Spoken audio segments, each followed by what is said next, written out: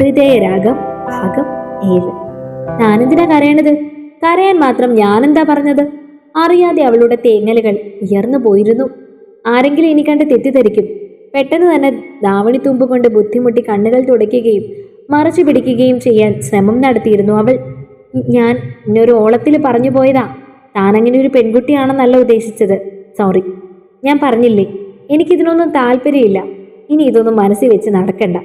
മോശമായി ഞാനെന്തെങ്കിലും പറഞ്ഞെങ്കിൽ അത് വിട്ടേക്ക്. അതും പറഞ്ഞ് ഒന്ന് തിരിഞ്ഞു പോലും നോക്കാതെ ആള് പോയപ്പോൾ വല്ലാത്തൊരു വേദന തോന്നിയിരുന്നു. പക്ഷേ അനന്തു എന്ന ആ പ്രണയമരം മാത്രം ഒരു കേടുപാടും കൂടാതെ മുളച്ചു നിൽക്കുന്നുണ്ട് മനസ്സിൽ. എപ്പോഴോ തിരിച്ചു നടന്നപ്പോഴും അനന്തവേട്ടൻ പറഞ്ഞ വാക്കുകളായിരുന്നു മനസ്സിൽ നിറയെ. പരിപാടികളെല്ലാം കഴിഞ്ഞ് തിരികെ വീട്ടിലേക്ക് പോകുന്ന സമയത്തും കണ്ണുകൾ ആരെയോ തേടിയിരുന്നു. അപ്പോഴാണ് ഒരു ഭാഗത്തായി കൂട്ടം കൂടി മദ്യപിക്കുന്ന ആളുകൾക്കിടയിൽ പൊട്ടിച്ചിരിച്ചുകൊണ്ട് നിൽക്കുന്ന ആളെ കണ്ടത്. ഒരു നിമിഷം വേദന വീണ്ടും മനസ്സിൽ നിറഞ്ഞു നിന്നിരുന്നു. കിരൺ ചേട്ടൻ എന്തോ പറഞ്ഞപ്പോൾ ആള് തന്നെ കാണുന്നതും തന്നെ ഒന്ന് നോക്കുന്നതും പിന്നീട് പെട്ടെന്ന് മുഖം മാറ്റി കളയുന്നതും കണ്ടപ്പോൾ വീണ്ടും ഹൃദയത്തിൽ കത്തികൊണ്ട് കുത്തിയിറക്കും പോലൊരു വേദന. അന്ന് ചെന്ന പാടെ തന്നെ അമ്മയുടെ ഫോണിൽ നിന്ന് നീതുവിനെ വിളിച്ച് നടന്ന കാര്യങ്ങളെല്ലാം ഒരു കരച്ചിലിന്റെ മേമ്പൊടിയോട് പറഞ്ഞപ്പോൾ എന്തു പറഞ്ഞ് ആശ്വസിപ്പിക്കണമെന്ന് അവൾക്കും അറിയില്ലായിരുന്നു. നീ വിഷമിക്കാതെ, ചിലപ്പോ ഒന്നും വിചാരിച്ച് പറഞ്ഞതായിരിക്കില്ല. ഞാൻ പറഞ്ഞില്ലേ ഒരു പ്രത്യേക ടൈപ്പാണ് ആളെന്ന്. ചേട്ടനും പറഞ്ഞിട്ടുണ്ട് പെട്ടെന്ന് ദേഷ്യം വരുന്ന ആളാണെന്ന്. അതുകൊണ്ടാവും. എടി, ആളെ ഫസ്റ്റ് കണ്ടപ്പോൾ തന്നെ നിനക്കൊരു സ്പാർക്ക് തോന്നിയില്ലേ? അതുപോലെ നിന്നെ കാണുമ്പോൾ ആൾക്കൊരു സ്പാർക്ക് ഉണ്ടാകുന്നത് വരെ വെയിറ്റ് ചെയ്തിരിക്കുകയാണ് വേണ്ടത്. നീ എന്താ ഓർത്തത്? ഒരു ദിവസം തന്നെ ഇഷ്ടമാണെന്ന് പറഞ്ഞ് പിറ്റേന്ന് തന്നെ ആൾ നിന്നെ പ്രേമിക്കുമെന്നോ? സിനിമയിലൊക്കെ കാണുന്ന പോലെ ഉടനെ ഒരു പാട്ട് വരികയും ചെയ്യുന്നു. നീതു ആശ്വസിപ്പിക്കാൻ ശ്രമിച്ചു. അങ്ങനെയല്ല, അതാ പറഞ്ഞത്. ഇതിൽ കുറച്ചു നേരം വെയിറ്റ് ചെയ്യേണ്ടി വരും. നിനക്ക് മാത്രമേ ഉണ്ടായിരുന്നുള്ളൂ ഈ 4 വർഷങ്ങളിലെല്ലാം ഇഷ്ടം. ഒരു ദിവസം നിന്നോട് വന്ന് ഒരാൾ പറയാണ് 4 വർഷം നിന്നെ സ്നേഹിക്കുകയാണ്, നീ തിരിച്ച് സ്നേഹിക്കണം എന്ന്. അങ്ങനെ പറഞ്ഞാ പെട്ടെന്ന് ഒരു ദിവസം അയാളെ സ്നേഹിക്കാൻ നിനക്ക് പറ്റുമോ? ഇല്ലല്ലോ. സമയമെടുക്കും. നിന്റെ മനസ്സിലേക്ക് അയാള് പതിയെ പതിയെ വേണം കയറി വരാൻ എന്ന് പറഞ്ഞതുപോലെ തന്നെയാണ് ചേട്ടനും. പുള്ളിക്കും നിന്നോട് ഇഷ്ടം തോന്നി തുടങ്ങാൻ കുറച്ച് സമയം കൊടുക്കുക. നിന്റെ രൂപം മനസ്സിലേക്ക് വരാൻ പുള്ളിക്ക് കുറച്ച് സമയം ആവശ്യമാണ്. അത് കഴിയുമ്പോൾ പുള്ളി നിന്നെ സ്നേഹിച്ചു തുടങ്ങും. അതുവരെ നീ വെയിറ്റ് ചെയ്യണം. നമുക്കറിയാലോ, ഒരു പോസിറ്റീവ് മറുപടി ഒന്നും ആയിരിക്കില്ല ആദ്യം തന്നെ കിട്ടുന്നതെന്ന്. ഇടയ്ക്ക് നീ കാണുമ്പോഴൊക്കെ ഇത് ഓർമ്മിപ്പിച്ചുകൊണ്ടിരുന്നാ മതി. ചിലപ്പോൾ ആള് വിചാരിക്കാം നിനക്കൊരു ടൈം പാസ് ആണെന്ന്. അങ്ങനെ കരുതിയാലോ? നിന്റെ ഇഷ്ടം ജനുവിനാണെന്ന് നീ കാണിച്ചു കൊടുക്കണം. കാറു മൂടിയ മനസ്സിനെ വാക്കുകൾ തീർത്ത വെളിച്ചത്താൽ തിരികെ കൊണ്ടുവരാൻ ഒരു പരിധിവരെ അവൾക്ക് കഴിഞ്ഞു. എനിക്കെന്തോ വല്ലാത്ത വിഷമമായിപ്പോയി അത് കേട്ടപ്പോൾ. അങ്ങനെയായിരിക്കില്ലേ ആൾ എന്നെപ്പറ്റി കരുതിയിട്ടുണ്ടാവുക? ആണുങ്ങളുടെ പിറകെ നടക്കുന്ന പെണ്ണാണെന്ന്.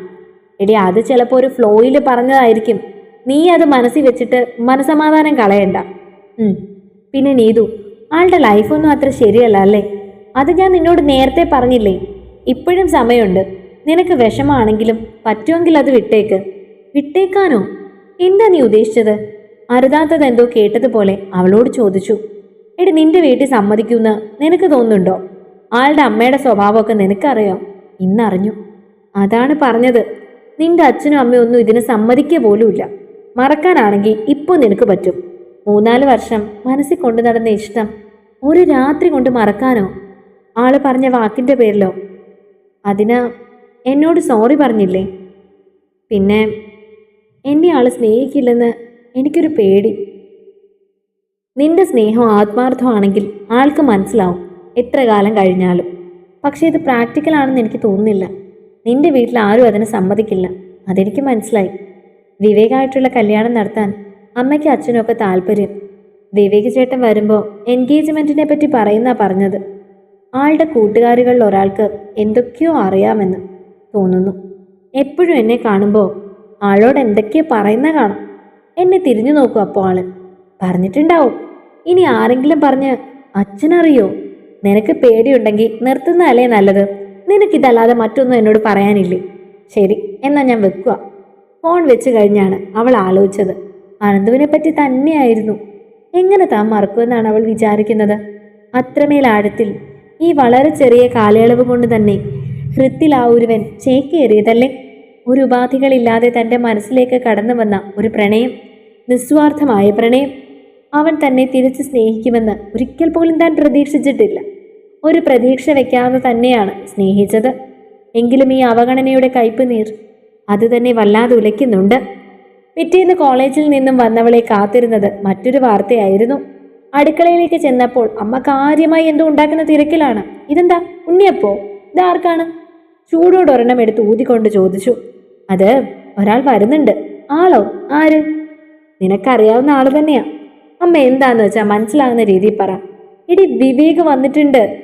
പെട്ടെന്ന് തന്നെ മുഖത്തെ പുഞ്ചിരി മാഞ്ഞത് അവൾ അറിഞ്ഞിരുന്നു. വൈകുന്നേരം ഇങ്ങോട്ട് വരുന്നുണ്ട്. അമ്മായിയും വിവേകം കൂടി. അവർക്ക് കൊടുക്കാൻ വേണ്ടി ഉണ്ടാക്കിയതാണ്. വിവേകേട്ടൻ എപ്പോഴാ വന്നത്? കാലത്തേ വന്നു. ആരോടും പറയാതെ പെട്ടെന്നുള്ള വരവായിരുന്നു അത്രേ. നീ വേഗം പോയി കുളിച്ചിട്ടൊന്ന് ഒരുങ്ങി നിൽക്കേ. അതെന്തിനാ ഒരുങ്ങി നിൽക്കുന്നേ? കുറെ കാലം കൂടിയല്ലേ വരികയല്ലേ അവൻ. ഇങ്ങോട്ട് വരുമ്പോ നിന്നെ ഒന്ന് കാണണ്ടേ? കണ്ടിട്ടില്ലേ? ധിക്കാരം പറയാതെ പോയേ. അമ്മ, ഞാനൊരു കാര്യം പറയട്ടെ. എന്താ? പെണ്ണുകാണലാണോ ഇത്? ഇതിൽ പെണ്ണ് കാണാൻ ഇരിക്കുന്നത് എന്താ? അവൻ നിനക്കുള്ളതാണെന്നും നീ അവനുള്ളതാണെന്നും പണ്ടേ തീരുമാനിച്ചിട്ടുള്ളതാണ്. വിവേകേട്ടനെ ഞാൻ ഒരിക്കലും അങ്ങനെ കണ്ടിട്ടില്ല. ദീപുവിനെ പോലെ ഒരു ഏട്ടൻ്റെ സ്ഥാനം.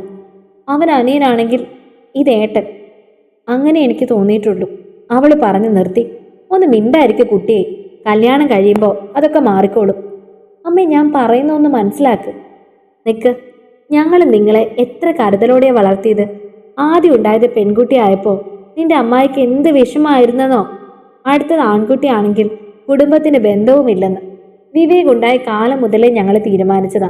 പെൺകുട്ടിയാണെങ്കിൽ അവൻ നിനക്കുള്ളതാണെന്ന്. മറ്റെങ്ങോട്ടുമല്ല, ഒരു ഫർലോങ് അപ്പുറത്തേക്ക്. അവിടെ മോളുണ്ടല്ലോ, ദീപ്തിയെ പോലെ. ഒരുപാട് ദൂരെയൊന്നും അല്ലല്ലോ. അത് തന്നെ വലിയ സന്തോഷം നൽകുന്ന കാര്യമല്ലേ?